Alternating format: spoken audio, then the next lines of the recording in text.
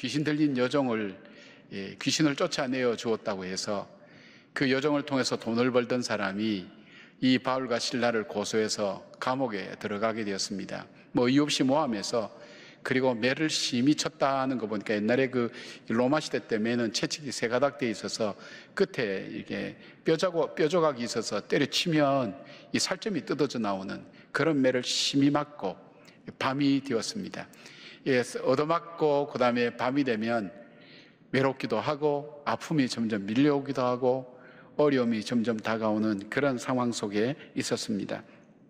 다리에는 차코에 차 있던데, 차코가 뭐냐면 다리를 넓게 벌려서 거기에 발을 묶어두는 겁니다. 그리고 그 발을 묶어둔 발목에는 쇠를 두어서 움직일 때마다 그 쇠가 살을 파고 들어가는 아주 고통스러운 그런 고문기계에 묶여있는 바로 그 상황이 바로 이 바울과 실라가 지금 처해 있는 상황입니다. 그런데 이 말씀의 또 이 사건의 마지막 부분에 가면 기가 막힌 것이 뭐냐면, 이 바울과 실라가 이 감옥이 아니었으면 할 수 없었던 일들을 하나님께서 하게 하시는 것을 보게 됩니다. 하나님께서는 최악의 시간을 최선의 시간으로 만들어 주셨습니다. 하나님은 최악의 장소를 축복의 장소로 만들어 주셨고, 최악의 사건을 최고의 구원의 사건으로 만들어 주시는, 이 감옥에서의 삶이 아니었으면, 감옥에서의 이 아픔이 아니었으면 할 수 없는 일들을 하나님께서는 이루어 가신 것을 보게 됩니다. 여러분, 오늘 전염병으로 얼마나 힘드세요? 특히 자영업 하신 분이나 여러 면에서 쉬운 분이 아무도 없을 겁니다. 미래를 알 수 없는 바로 그 불안과 두려움이 우리 가운데 있고, 또 여전히 평안하다 할지라도 그 마음속에 있는 사회 전체가 어두워져가는 그 속에서 이 어려움을 어떻게 이겨낼까? 그런데 우리가 여기서 찾아볼 수 있다면, 이 어려움이 아니면 발견하지 못하는, 어쩌면 이 어려움이 아니면 할 수 없었던 일들을 하나님께서 우리에게 하시면서 하나님의 거룩한 역사를 분명히 이루어 갈 것입니다. 바로 그 하나님의 역사 앞에 쓰임받았던 바울과 실라는 자기 앞에 주어진 그 어려움을 어떻게 이겨나갔을까요?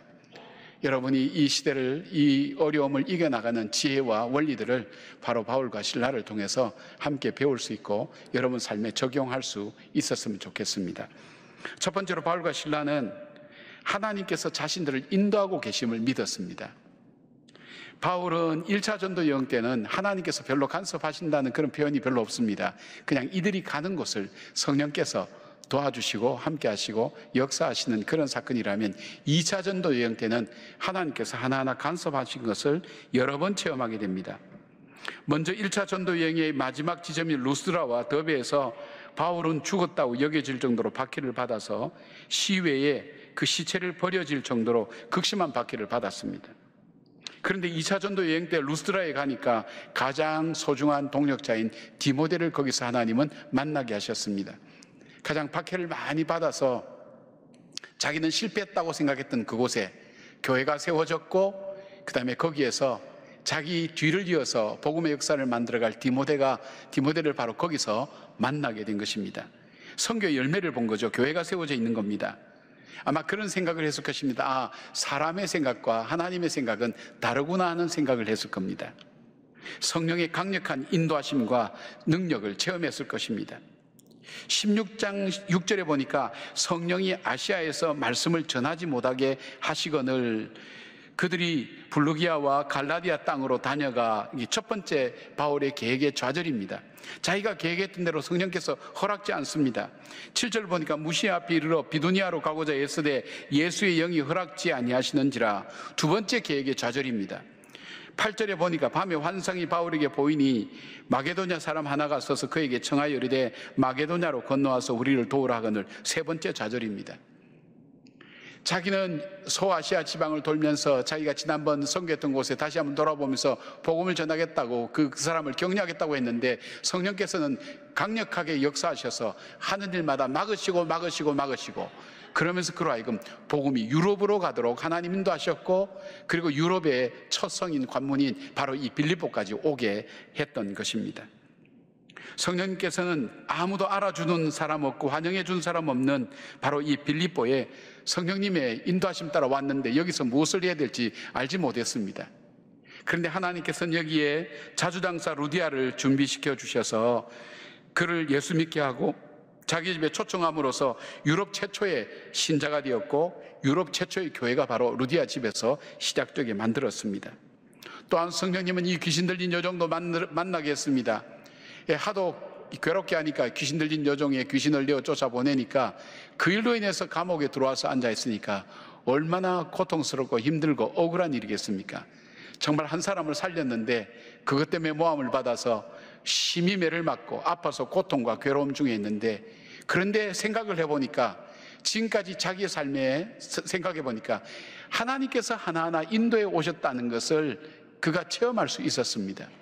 지금까지 2차 전도 여행의 삶의 여정 속에 가려고 하니까 하나님 막으셨고 성령께서 인도하셔서 이 빌립보다 알지 못하는 지역에 하나님께서 보내셔서 하나님께서 원치도 않는 감옥에 넣어서 채찍에 맞고 얻어맞게 하고 이렇게 한 것은 나는 알지 못하지만 하나님께서 열어가실 하나님의 계획이 있을 거라는 것을 그들은 믿었습니다. 동시에 지금 이 아픔마저도, 이 어려움마저도 이 가운데 여전히 하나님의 인도하심 가운데 있다는 것을 그들은 믿었던 것입니다.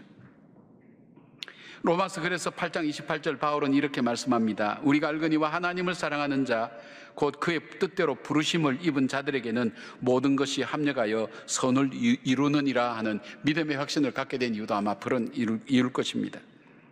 하나님은 광야에서 이스라엘 백성들이 현실의 문제 앞에 어렵고 힘들어하며 그들이 죄를 지을 때 하나님께서 일깨워 주신 것이 뭐냐면 너희들을 인도하신 하나님을 기억하라 하는 것을 하나님은 계속해서 말씀해 주셨습니다.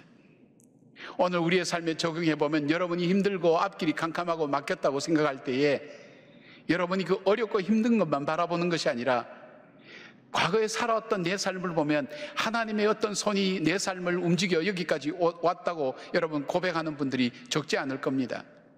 내가 내 인생을 내 마음대로 살아오지 않았다고, 내 뜻대로 살지 않았다고 하나님의 인도하심의 손길이 내 삶에 있었다면 오늘 이 상황 이것까지도 하나님께서 인도하셨고 이 상황 속에서도 하나님이 여전히 나를 인도해 가실 것이라는 그 믿음을 다시 붙들 때에 그들은 고난과 그 시련 가운데서 낙담하지 않고 그들의 믿음을 더 견고하게 붙들 수 있게 된 것입니다. 여러분, 우리가 매일 저녁마다 또 주일 예배 때마다 시편 91편 낭독하면서 말씀을 기도로 선포하고 있습니다. 그런데 가장 핵심적인 내용이 1절에 나옵니다. 시편 기자는 자신이 거주하는 곳을 먼저 소개합니다. 메시지 성경으로 1절 2절 읽어드리겠습니다. 지극히 높으신 하나님 앞에 앉은 그대, 전능하신 분의 그늘 아래서 밤을 보내는 그대, 이렇게 아뢰어라. 하나님, 주님은 나의 피난처십니다. 내가 주님을 신뢰하니 안전합니다.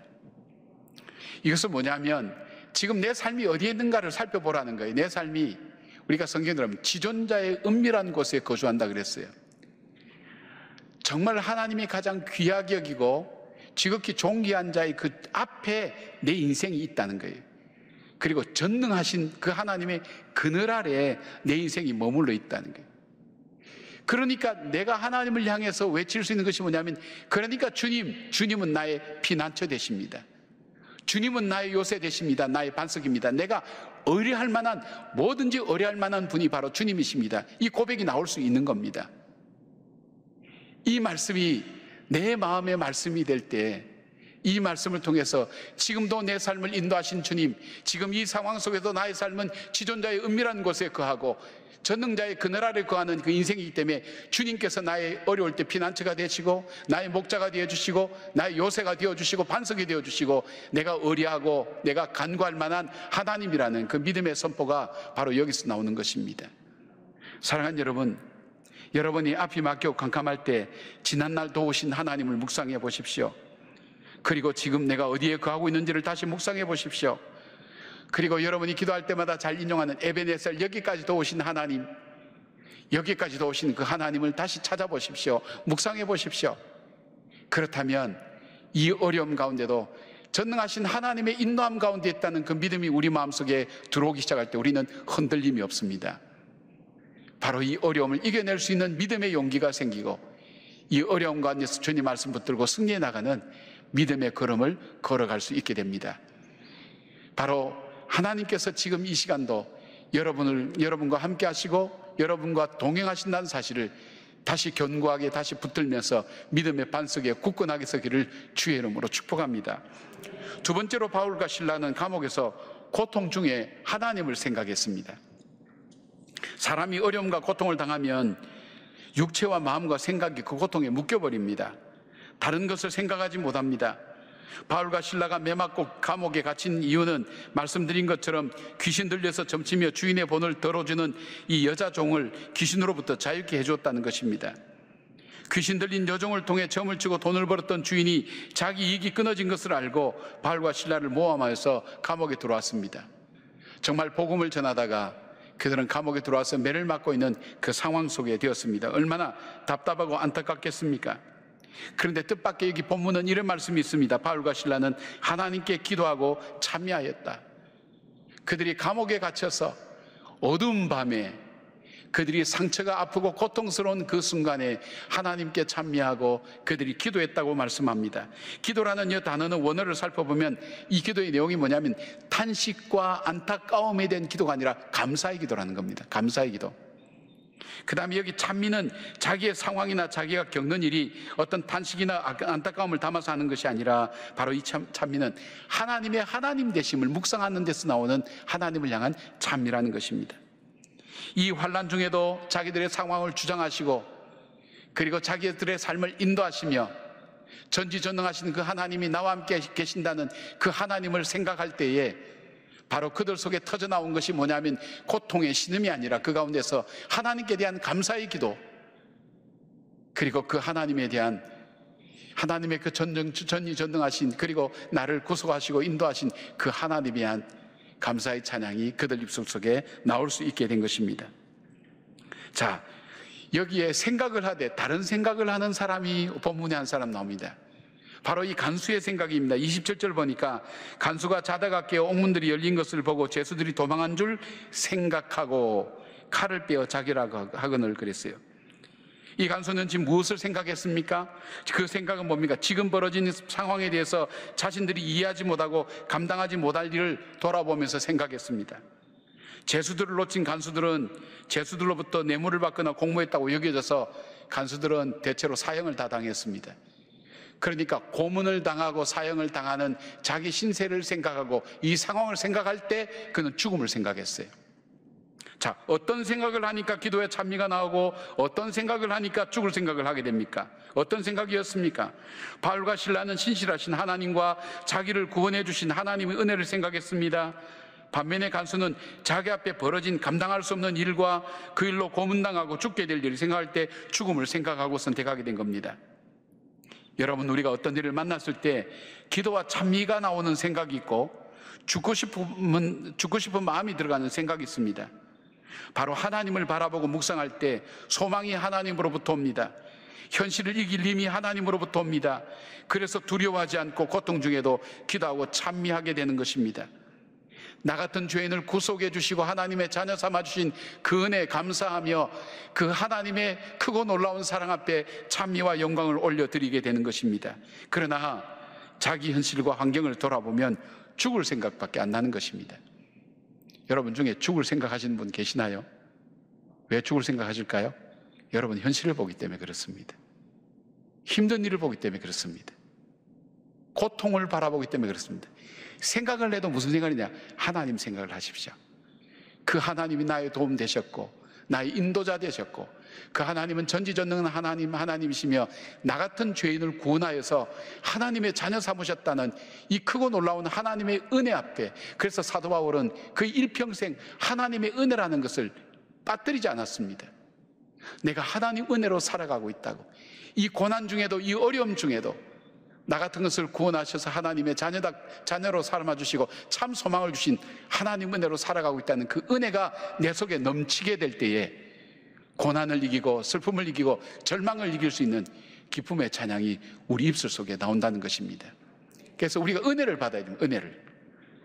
우리가 고난을 받을 때 그 문제를 해결할 수 있는 뭔가 문제의 해결점을 찾는 게 아니라 내가 은혜를 받을 때에 그 은혜 가운데 내가 찬양과 기도를 할 때 하나님께서 예비하신 게 뭡니까? 뒤에 보면 기적을 준비하고 계신 것을 봅니다. 사랑하는 여러분, 바로 우리 앞에 흔들리는 세상 앞에, 요동치는 나의 마음 앞에 조용히 마음을 가라앉히고 이렇게 읊조려 보십시오. 내가 산을 향하여 눈을 들리라. 나의 도움이 어디서 올꼬? 나의 도움이 천지를 지으신 여호와에게서로다. 나의 목자 되신 주님, 여호와는 나의 목자 되시니 내가 부족함이 없으리로다. 이 말씀을 묵상하시면서 하나하나 곱씹어 보시면 나를 구속해 주신 그 하나님의 놀라운 은혜와 능력을 분명히 여러분 체험하게 될 겁니다. 그리고 어둠과 절망 가운데 부를 수 없는 노래를 부르게 하시고 고백할 수 없는 기도를 고백하게 하시는 하나님을 반드시 여러분은 체험하게 될 것입니다. 여러분 어려울 때 하나님을 생각하시길 바랍니다. 세 번째로 바울과 실라는 자신들의 사명을 잊지 않았습니다. 그 어려움 가운데서도 사명을 잊지 않았습니다. 자기들이 어떤 사명을 가진 사람인가 하는 걸 잊지 않았다는 말입니다. 바로 때를 얻든지 못 얻든지 주님께 붙잡혀서 복음을 전하는 사람이라는 것을 그는 기억했습니다. 고난 중에 있을 때든지 평안한 중에 있을 때든지 그들의 사명은 복음을 전하는 것이었습니다. 바울은 감옥에서 매를 맞을 때에도 그리고 고통 중에서도 이 사명을 기억했습니다. 감옥 문이 열려서 도망할 수 있는 기회가 있었지만 하지 않았던 이유도 그들의 사명 때문이었습니다. 이 감옥의 죄수들에게도 이 복음이 전해져야 된다고 생각했고 이 간수들에게도 이 복음이 전해져야 한다는 사명을 그들은 갖고 있었습니다. 그런데 바울과 실라가 한밤중에 감옥에서 고통 중에도 감사의 기도와 믿음의 찬양을 올려드릴 때 기적이 일어난 것입니다. 이것은 하나님께서 복음을 전할 기회를, 사명자에게 복음을 전할 기회를 열어주신 겁니다. 하나님께서 여전히 인도하고 계신 증거가 나타난 것입니다. 주님께서 베풀어 주신 기적이 무엇입니까? 첫 번째 기적은 감옥의 죄수들이 이 기도와 찬미 소리를 들었다는 것입니다. 여기에 들었다라는 이 단어는 귀를 기울여서 진지하게 듣는 것을 말합니다. 고난당할 때 불렀던 기도와 찬양이 굳게 닫힌 죄수들의 마음들을 열고 그들로 하여금 하나님에 대해서 관심을 갖게 만들었던 것입니다. 바울과 실라가 평안한 가운데, 그들이 잘 되는 가운데 그들이 노래와 찬미를 부르고 기도했다면 이 죄수들이 듣겠습니까? 지금 자기들도 고통과 아픔 중에 있는데 무슨 얘기를 듣겠습니까? 그런데 바로 그 고통이 무엇인지를 아는 이 죄수들이, 고문을 통해 그 아픔이 뭔지 아는 이 죄수들이 신음소리가 나타나야 될 바로 그때에 그들 속에 울려 퍼지는 찬송과 그들이 드리는 기도, 지속적으로 드리는 그 기도에 귀를 열고 관심을 갖기 시작했다는 겁니다. 여러분, 우리가 얘기할 때 다른 사람이 관심을 가져주나요? 관심을 갖지 않습니다. 그러니까 어떻게 합니까? 다른 사람의 관심을 끌기 위해서 우리는 별짓을 다 하지 않습니까? 방송국의 광고 한번 보십시오. 저는 홈쇼핑 보면서 이렇게 그 호스들 얘기하는 거 있지 않습니까? 제가 한 5분 보면 저거 5분만 더 보면 내가 살 것 같다. 그래서 채널을 돌립니다.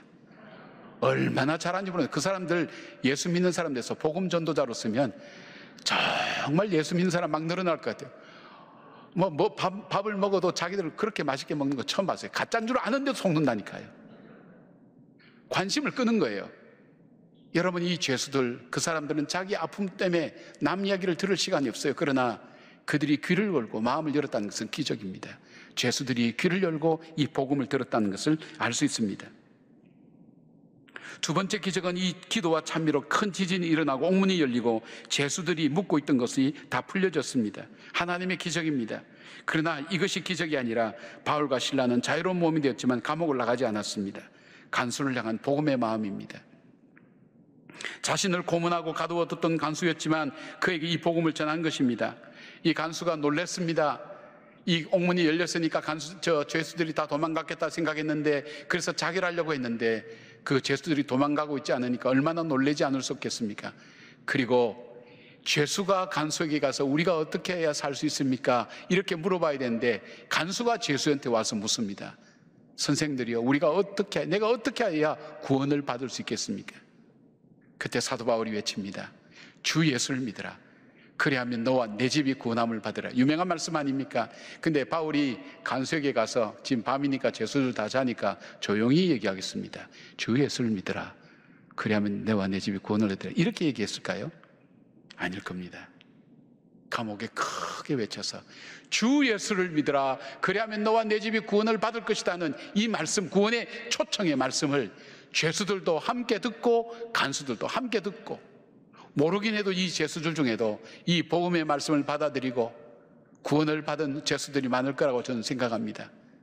여러분, 바울과 실라가 전도할 때 죄수들을 만날 확률이 얼만큼 되겠습니까? 보통 사람들 만날 확률이 그렇게 많지 않지만 이 죄수들 만날 확률은 더 희박한 겁니다. 게다가 로마의 관리를 만날 확률은 더 어렵습니다. 바울과 실라는 가는 곳마다 유대인 회당에 가서 복음을 전했는데 이 빌립보만 유대인 회당이 없는 겁니다. 만나지 못할 사람, 만날 수 없는 사람에게 바울과 실라는 고통과 아픔을 통해서 그들에게 하나님의 복음을 전합니다. 로마의 간수에게 그 고통과 아픔을 통해서, 그 기적과 이적을 통해서 복음을 전하는 길을 갔습니다. 사명자라는 사실. 세 번째 기적은 무엇입니까? 바로 간수의 가족들이 모두 구원을 받게 되었습니다. 간수는 바울과 실라를 가져다가 그 맞은 자리를 씻어 주었습니다. 회개의 모습입니다. 그리고 그 가족과 함께 세례를 받았습니다. 구원의 역사가 일어났습니다. 그리고 그 집으로 데려가서 맛있는 음식을 대접했습니다. 바로 성도들의 교제가 이루어진 것을 봅니다. 바로 큰 기쁨이, 죽음을 생각했던 그 사람들 속에 큰 기쁨이 일어났다고 성경은 말씀하고 있습니다. 하나님께서는 사명을 따라 살아가는 바울과 실라를 통해서 크고 놀라운 일을 행하셨습니다. 말씀드린 것처럼 하나님께서는 감옥에서 한밤중의 고통을 통해서 최악의 시간을 최선의 시간으로 바꾸어 주셨고, 옥문이 열리는 기적을 체험하게 해주셨습니다. 최악의 장소를 최고의 장소로 바꾸어 주셨습니다. 바로 이 감옥이 놀라운 은혜의 장소가 되었습니다. 감옥에 갇히는 최악의 사건을 통해서 최대의 구원 역사를 이 감옥에서 하나님은 이루어 주셨습니다. 바울은 빌립보서 1장 12절에 형제들아 나의 당한 일이 도리어 복음의 진보가 된 줄을 너희가 알기를 원하노라 증거할 수 있었던 그 역사가 일어났습니다. 사랑하는 여러분, 우리가 편하고 좋을 때 복음을 전해도 세상 사람들은 별로 관심을 갖지 않습니다. 그러나 이 어려울 때에 우리가 붙잡은 믿음, 우리가 붙잡은 이 소망 붙들고 어려움을 헤쳐가는 우리 모습을 볼 때 그들은 관심을 갖고 봅니다. 남들이 다 뉴스 보는 시간에 9시에 난 뉴스 볼 시간 없다고 우린 예배 드려야 된다 할 때 사람들이 관심 갖고 물어봅니다. 그 교회에서는 대체 뭐 하냐고, 당신들 뭐 하냐고 물어볼 겁니다. 복음을 전할 길을 우리에게 주는 겁니다.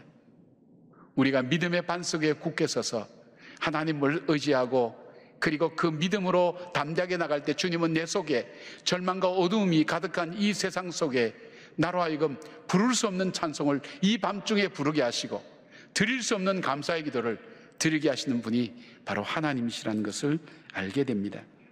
우리의 손해가, 우리의 고통이, 우리의 상실과 절망이 마지막이 아니라 하나님께서 열어가시는 역사의 시작임을 기억하면서 합력하여 손을 올리실 그 주님을 바라보시기를 바랍니다.